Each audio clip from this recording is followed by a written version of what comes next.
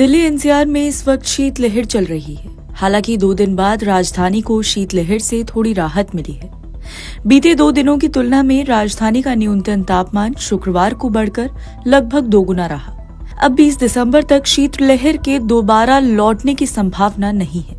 पूर्वानुमान में ऐसी संभावना है कि शनिवार की सुबह भी काफी ठंडी रह सकती है।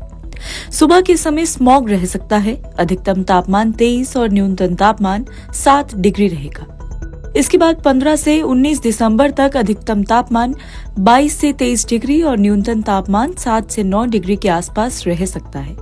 हल्का कोहरा बना रहेगा। स्काईमेट के अनुसार दिल्ली एनसीआर में न्यूनतम तापमान में बीते 2 दिनों की तुलना में काफी इजाफा हुआ है। करीब 4 डिग्री तक तापमान बढ़ा है।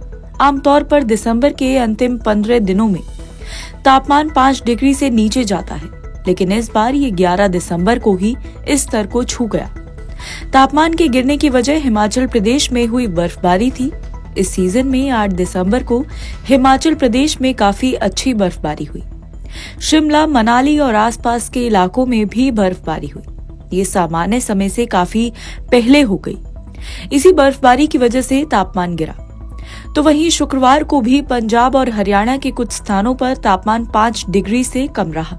अमृतसर, पठानकोट, जालंधर, बठिंडा, नारनौल और हिसार में न्यूनतम तापमान 5 डिग्री से कम रहा।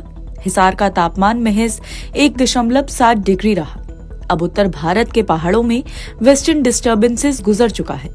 इस सिस्टम के गुजरने के बाद आमतौर पर मैदानी इलाके, खासकर दिल्ली में रात के तापमान में गिरावट होती है। इस समय उत्तराखंड और पश्चिमी उत्तर प्रदेश के तराई क्षेत्रों में हल्का चक्रवातीय प्रभाव बना हुआ है। साथ ही मौसमी एंटी साइक्लोन थोड़ा पूर्व की ओर खिसक रहा है। इस वजह से दिल्ली में अगले 3 से 4 दिन तक तापमान 7 डिग्री से नीचे जाने की संभावना नहीं है। अगले कुछ दिनों तक शीतलहर के दोबारा लौटने की संभावना भी नहीं है। इसके बाद ये एक बार फिर से शुरू हो सकती है। 2 दिन में प्रदूषण का स्तर बढ़कर बेहद खराब हो सकता है। पूर्वानुमान के अनुसार अगले 10 दिनों से प्रदूषण में उतार चढ़ाव का दौर जारी रहेगा।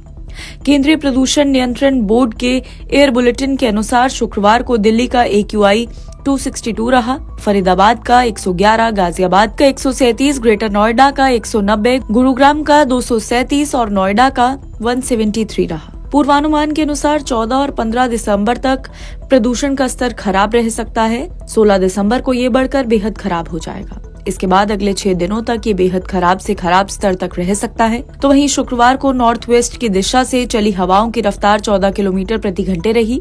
14 दिसंबर को हवाओं की गति 8 से 14 किलोमीटर प्रति घंटे, 15 दिसंबर को 6 से 12 किलोमीटर प्रति घंटे और 16 दिसंबर को 4 से 8 किलोमीटर प्रति घंटे रह सकती है।